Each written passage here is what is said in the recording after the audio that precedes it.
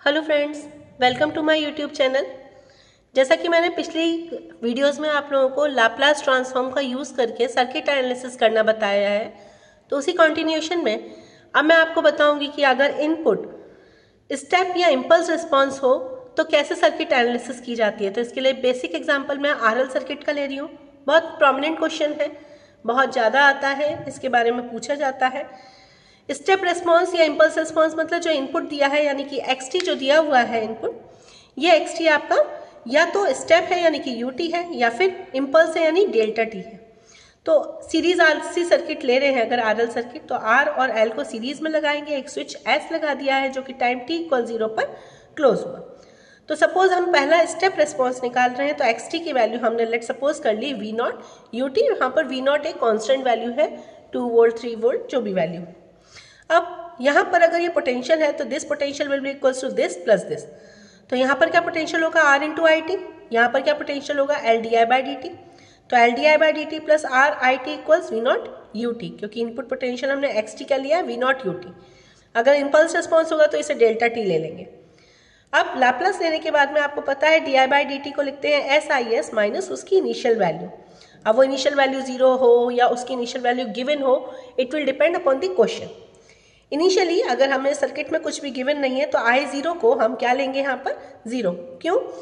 क्योंकि initially inductor current का oppose करता है और वो एक ओपन सर्किट की तरह से बिहेव करता है, तो उस टाइम पर करंट आई जीरो होती है। तो इसलिए आई जीरो प्लस की वैल्यू जीरो होती है as inductor is open circuited.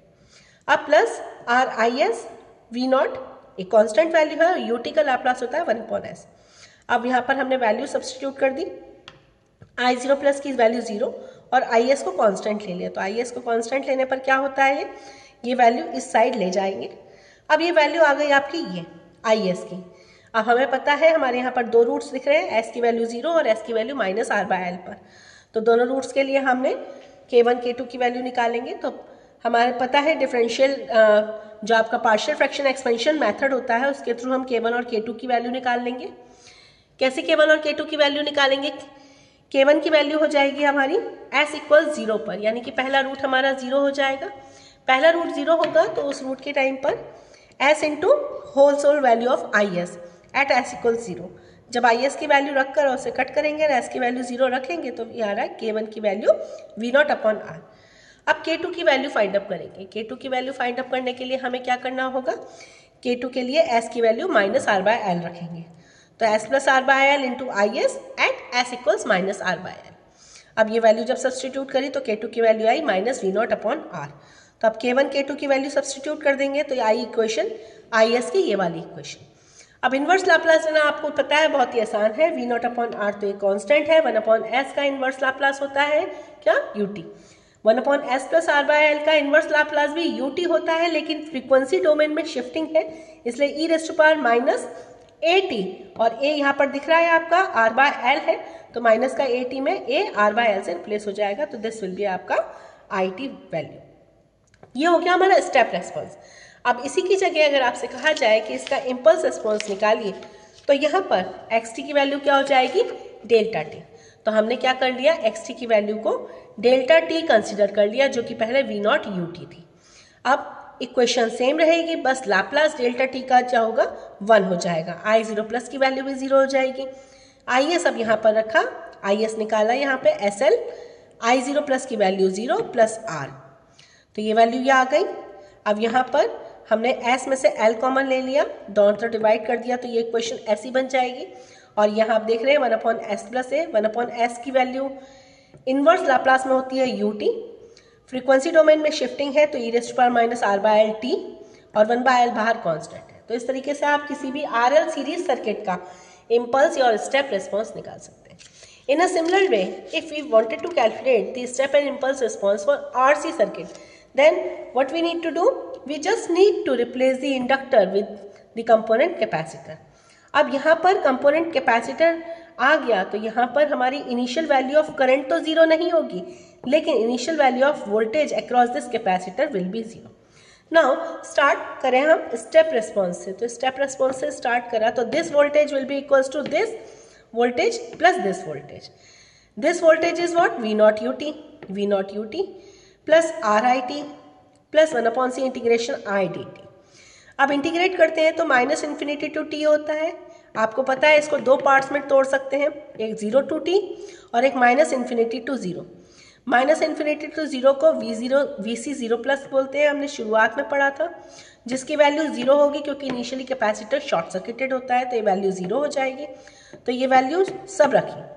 अब यहाँ पर इसकी वैल्यू को हमने 0 रख दिया, इसका लाप्लास ले दिया, इसका लाप्लास ले दिया और इसका लाप्लास V0/S कर दिया। अब यहाँ पर सब्सटीट्यूट करने के बाद IS को कॉमन ले लिया। IS को कॉमन लेने पर फंक्शन ये आ जाता है। जब ये फंक्शन आ जाएगा तो यहाँ पर आप देख पाएंगे कि S की वैल्यू नीचे में आ रही है, तो हमें क्या करना है, इसे 1/s + a या s - a की फॉर्म में लाना है। तो हमने इसको रीशफल करा इक्वेशन को और ये इक्वेशन इस टाइप से बन गई।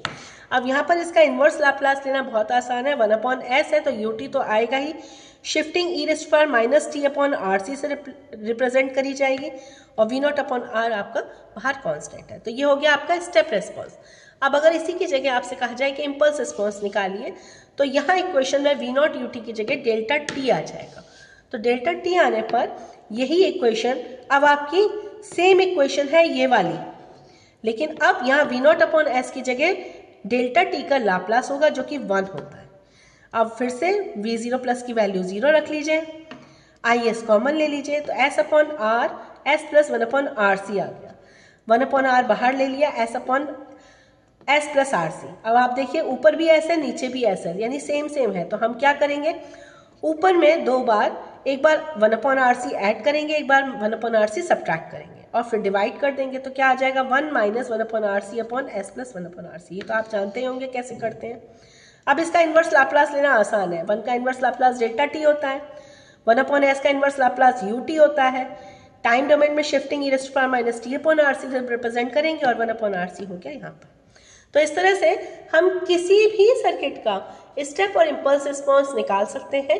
ऑल्दो अगर आपके पास में इनपुट पे साइनसॉइडल सिग्नल हो या रैम्प सिग्नल हो, तो अगर रैम्प इनपुट है तो वो क्या हो जाएगा, TUT, और रैम्प सिग्नल का क्या होता है, लाप्लास 1/s²।